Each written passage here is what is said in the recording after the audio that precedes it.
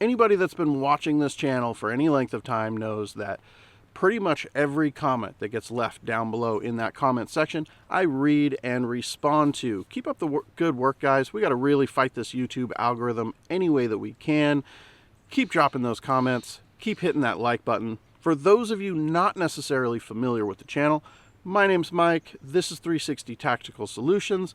And as one user put it, I don't do enough rifle content. So today I'm out here, and what we're going to do is a little comparison between buffer systems in my AR. The AR that I'm going to use is this guy here. This is the PSA Saber that I built, I think, last year. It's a Saber upper on top of an Aero Precision lower, and then I have basically all of the Strike Industries components that you can dream of. Next thing on the list, in order to properly measure what these buffer systems are doing for the AR, we are going to use the Mantis X10 Elite.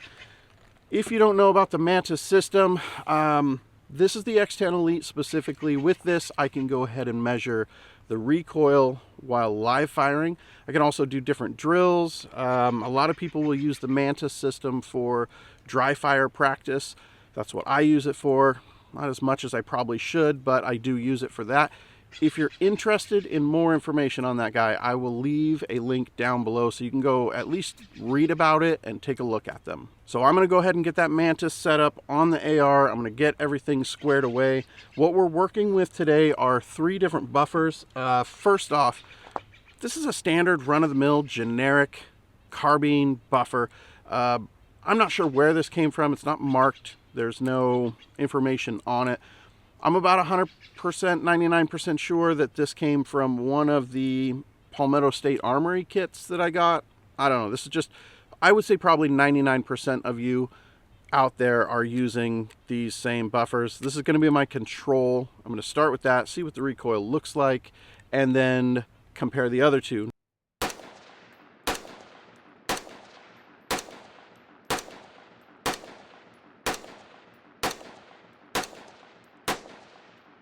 This is the DPM recoil reduction buffer. We're going to put that one in there and see what it does.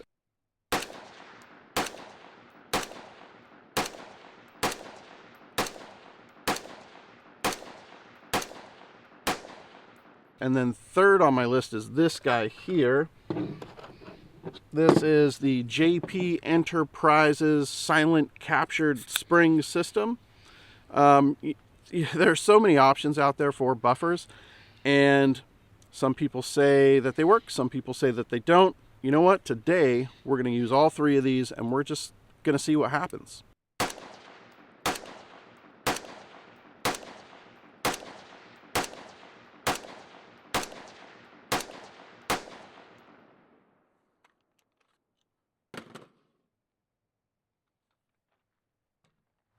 All right, so I went ahead and went over the data from those 3 buffer systems that I tested today, and I'm ready to kind of go over the numbers and give my final thoughts on the topic. First off, it's really important to have actual data versus just going by the feel of something. A lot of times when we just go by the feel of it, we're not getting the, I don't know, the most accurate sense of how something feels. A lot of that is going to be based on our personal prejudices or our, ideals. Maybe we put a lot of money into this product and we really want it to work, so our brain makes us think that it works. So above all else, data is key, and that's why we're using the Mantis X10 Elite today for this testing.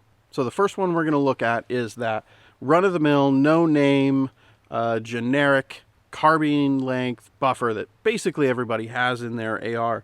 Now, out of the 3 mags of 10 rounds that I put through it, the lowest average muzzle rise for that buffer, for the just generic one, the lowest one on average, 27 degrees worth of muzzle rise. Some of that could be me, some of that could be the buffer, some of that could be, the gas system, who knows. Next on the list is going to be that DPM, recoil reduction buffer. Now, DPM makes a lot of claims about what their buffer system does. This is the first time that I've actually connected the Mantis X10 Elite to the AR to go ahead and measure the muzzle rise with that DPM buffer. Now, out of the 3 sets of 10 that I put through that, the lowest of those 3 is 25 degrees of muzzle rise. So the DPM doesn't seem to do a lot in comparison to your generic buffer as far as this test goes. Now, just as a disclaimer, individual results may vary, but this is what I came up with today out here at the gravel pit. Next on the list is that JP Enterprises silent captured spring system. Maybe they could come up with a shorter name. Okay, so that guy, where did it go? Okay, so the lowest average out of the 3 sets of 10 for that one was 18 degrees worth of muzzle rise. Now, at 18 degrees worth of muzzle rise, I would say that that is a drastic difference over the generic buffer. It's not as flat shooting as I thought that it would be, but it is an improvement over, what most people are getting in AR kits these days. Now, YouTube doesn't necessarily like it when I start talking about numbers and pricing of things. For whatever reason, they just take that as somebody trying to sell products that you're not allowed to sell on YouTube, whatever. When it comes to value, okay, your standard run-of-the-mill buffer is going to get the job done. It's going to last you long enough. The average gun owner is going to take their AR out to the range here and there. They're going to put some rounds through it, 4 or 5 mags. They're not really going to run it to the point where they need to upgrade that buffer. For the price of the DPM recoil reduction buffer, I don't necessarily think that it is worth it. I think it's a little overpriced. I don't want to necessarily use the term snake oil, but it's not reducing as much muzzle rise as you would expect that it would. In fact, none of the stats are as low as I thought that they would be. I'm a little disappointed in that one. It is what it is. These things happen. Now, the JP silent captured spring system, that one's a little different. It came with a handful of different springs. I want to say 4 or maybe 5 different springs in the packaging. I kind of went through and tried a couple of them when I first set it up and kind of tuned it in to see which one was going to work the best.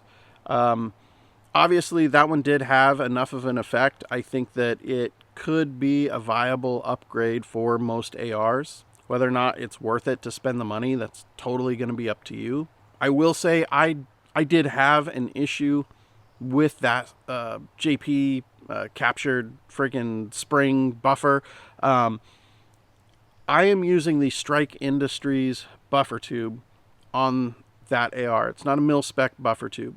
That silent captured spring system is made for a mil-spec buffer tube, and the Strike Industries one is just a little bit longer than what a standard buffer tube is. In fact, I would say it's like a 1/16 of an inch or so longer. That's just my guess. I haven't measured it. The problem with that is that the spring system actually can move back and forth a little bit in the buffer, and so from time to time it is not pushing the bolt carrier group fully into battery, and that's causing an issue. Now, that system does come with a little like plastic spacer. I cut a sliver of that off and put a spacer in there to be able to get it to match up so that the bolt carrier group is going into battery every time. But that's just an adjustment that had to be made because I'm not using a mil-spec buffer tube. In the end, I really truly believe that you are better off spending the money on an adjustable gas block than you are, getting one of these recoil reduction buffer systems. Sure, they may make a little bit of a difference, but when it comes to how much they cost versus how much they do, I don't necessarily think that it's money well spent. Like I said, the average shooter probably not even going to notice a difference. You're going to feel like you notice a difference because you dumped a bunch of money into one of these things. Sometimes the mind plays tricks on you, and that's definitely something that happens when it comes to some of the more high-priced gun upgrades that are out there. At the end of the day, as long as you're getting out there and you are training regularly, you're being safe, and you're having a good time, that's all that matters. Spend your money on whatever it is that you want to spend it on. That's going to be pretty much it for today, guys. I really appreciate you watching, and I will see you back here real soon.